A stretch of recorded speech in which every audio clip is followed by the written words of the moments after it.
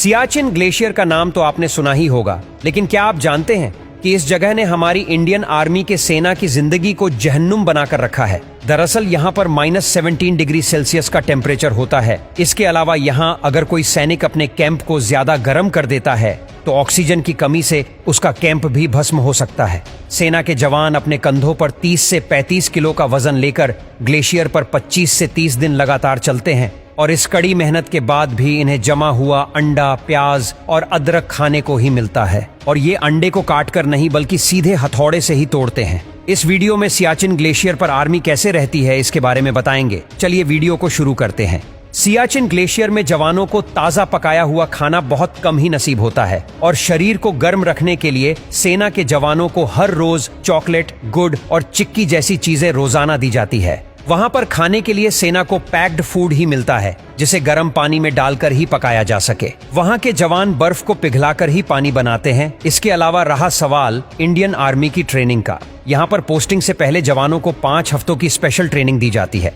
उन्हें कश्मीर में पहले कुछ दिन तो सिर्फ यही सिखाया जाता है कि माउंटेन कोलंबस की जिंदगी कैसे होती है। अब जब वह यहाँ से ट्रेन हो जाते हैं तब उन्हें सियाचिन के बेस कैंप पर लेकर जाया जाता है, जहाँ उन्हें 21 दिन तक बकायदा रेस्क्यू से लेकर डिफेंस तक सभी चीजें सिखाई जाती हैं। वहाँ उन्हें दिन के 1.5 से 2 घंटे फिजिकल ट्रेनिंग में डेली करने पड़ते हैं और साथ ही में सियाचिन बैटल स्कूल में उन्हें बर्फीले तूफान का सामना कैसे करना है, तूफान में उन्हें ऊपर कैसे चढ़ना है, यह सब जान बचाने के तरीके सिखाए जाते हैं। वहाँ पर पोस्टिंग इतनी खतरनाक है कि जवानों को 3 महीने से ऊपर की पोस्टिंग वहाँ नहीं दी जाती। वहाँ पर मैक्सिमम टेम्परेचर ही -30 डिग्री होता है, जबकि 0 डिग्री पर बर्फ जमना शुरू हो जाती है। यहाँ पर इतनी ठंड है कि जवानों को न नहाने की हिदायत ही दी जाती है और शेव न करने को कहा जाता है। अगर शेविंग के समय कोई इंजरी हो गई तो घाव भरने में जरूरत से ज्यादा समय लग जाएगा। इसके अलावा उन सैनिकों पर हर समय जान का खतरा मंडरा रहा होता है, क्योंकि न जाने कब जमीन धंस जाए।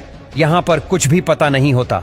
वहाँ पर सभी सैनिक खुद को रस्सी से बांध कर जाते हैं ताकि वह एक दूसरे की मदद कर सके। जवानों की प्रॉब्लम यही खत्म नहीं होती। दरअसल सियाचिन में 160 किलोमीटर पर आवर की हवा किसी भी हेलीकॉप्टर को दुर्घटनाग्रस्त कर सकती है और इसीलिए वहाँ पर खास हेलीकॉप्टर चीता उड़ाया जाता है, जिससे कि वह सिर्फ 20 सेकंड के लिए सियाचिन के टॉप पर बनाए गए हेलीपैड पर रहता है और सेना को महीने भर का खाना देकर चला जाता है। सियाचिन ग्लेशियर में ऐसा क्या हुआ था जिस वजह से हमारी इंडियन आर्मी को दिन रात यहाँ पर रहना पड़ता है? दरअसल सबसे पहले इस जगह पर पाकिस्तान की नजर पड़ी। पाकिस्तान को पता चल गया था कि वह इस जगह से इंडिया की हर हरकत पर नजर रख सकता है। अब आजादी के बाद दोनों देशों ने अमल का एक एग्रीमेंट साइन किया और इसीलिए पाकिस्तान अब डायरेक्ट सियाचिन पर नहीं जा सकता था। 1970 तक तो उसने इस पर चढ़ने का ही अभियान चलाया। 1981 में इंडियन आर्मी के कर्नल नरेंद्र बुल कुमार को इस बात का पता चल गया। इंडियन आर्मी ने कर्नल को कहा कि वह उन इलाकों पर कब्जा कर ले।